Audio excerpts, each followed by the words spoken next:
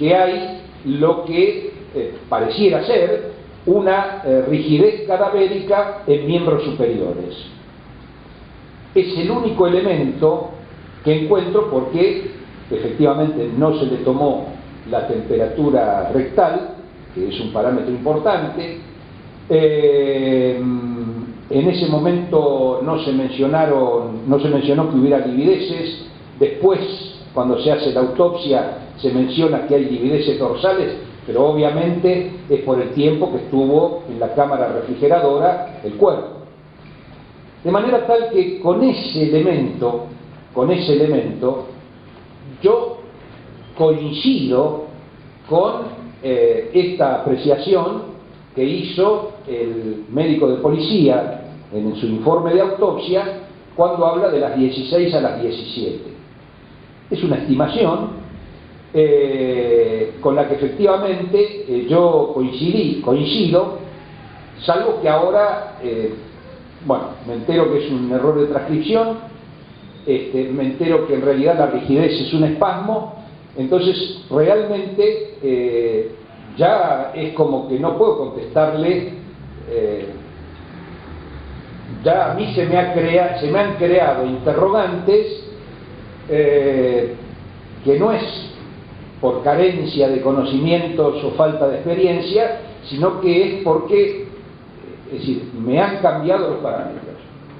De manera tal que yo digo, para terminar, si se mantiene esto de la rigidez cadavérica, sobre todo lo que yo vi en las fotografías que me impresionó como rigidez en miembros superiores, y además se mantiene que, por lo observado en el lugar del hecho y lo hallado en la necropsia, el horario tentativo es entre las 16 y las 17, yo digo que coincido con eso, porque también está muchas veces el ojo avesado del perito, del observador, que tiene muchas autopsias, y entonces a veces por una cuestión de abreviación, en aras de ahorrar tiempo y demás, comprime o sintetiza y demás.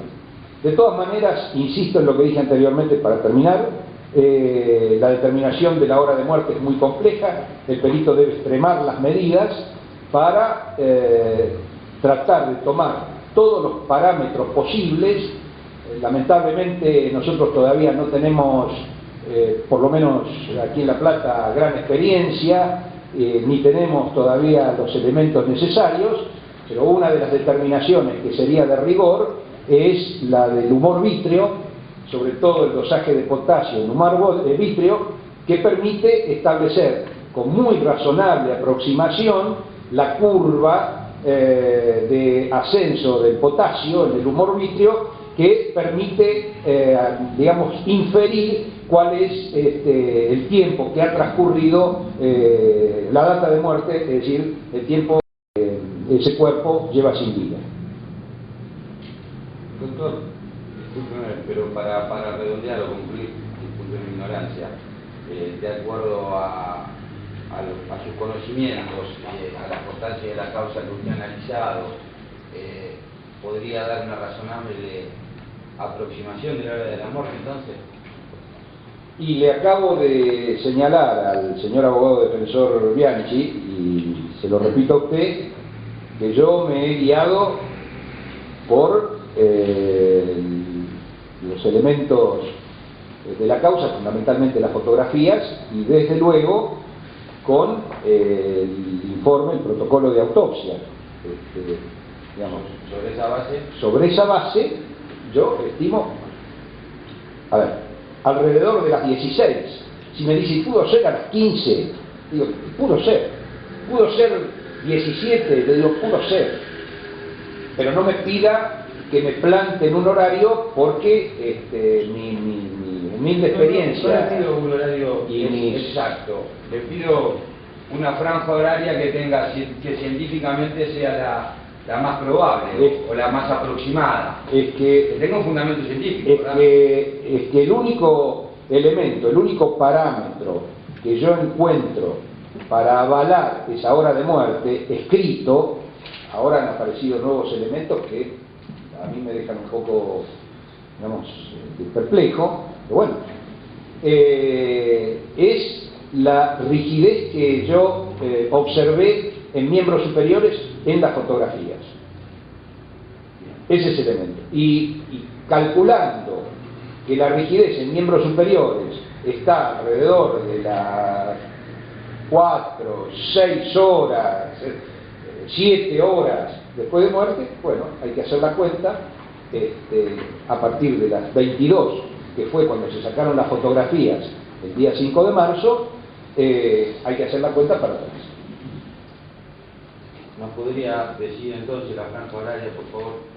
16 horas, como punto de partida para 1 hora en más, 1 hora en menos. Pido constancia, señoría. Vamos, constancia. Seguimos, doctor.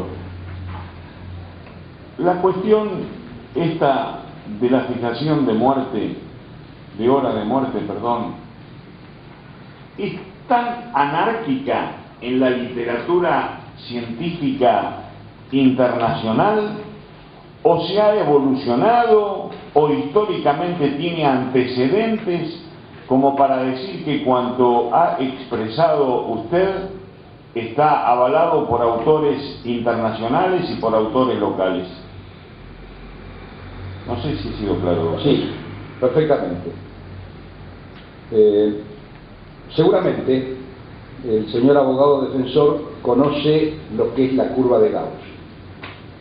Cuando hablamos de fijación del tiempo de muerte, estamos hablando del centro de la curva de Gauss, de lo que estadísticamente es más probable. En ese sentido, en general, los autores, no solo a nivel nacional, sino a nivel mundial, coinciden con variación de poco tiempo.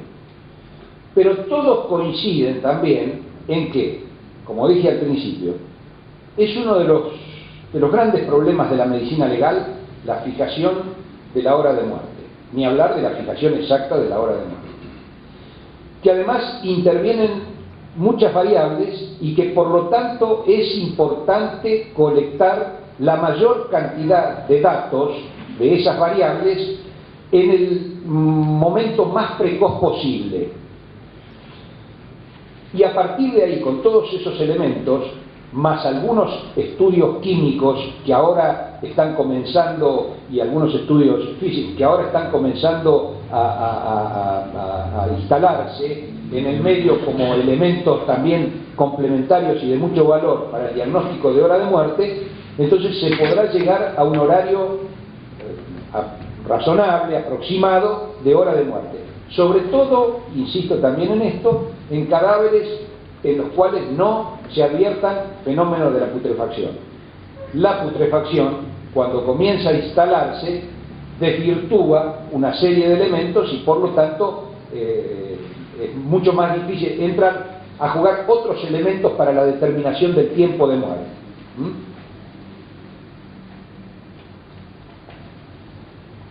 Doctor, ¿qué nos puede decir de esta cuestión que acaba de manifestar?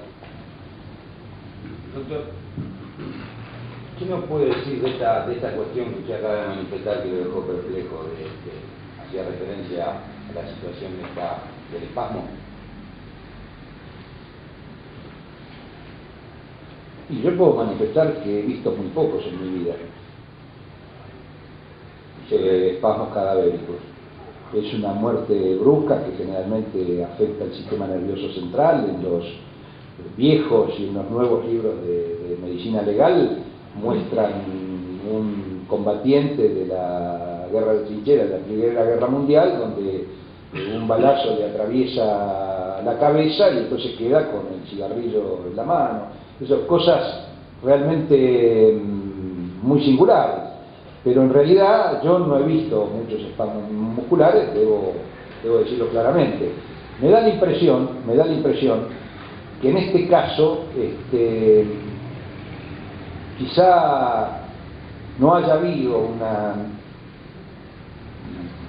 muy correcta apreciación de que el fenómeno era espasmo muscular, porque después en la autopsia se pone rigidez instalada en los 4 miembros y demás, y cuando termina la autopsia ya la rigidez está en periodo de resolución, según las fotografías y demás.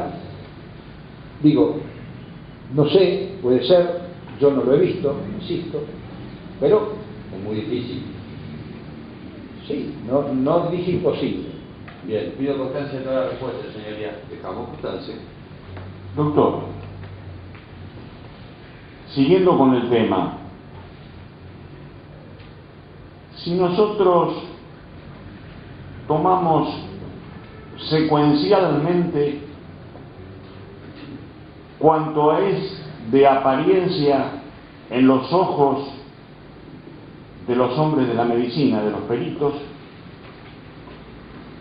en el sentido de que la muerte pudo haber acaecido consecuencia primero de un golpe que quitara falta de respuesta en la víctima y más luego sumergirla. Tiene esta mecánica de la muerte importancia, trascendencia, aseveración o negación en lo que nos acaba de decir el doctor Maldonado.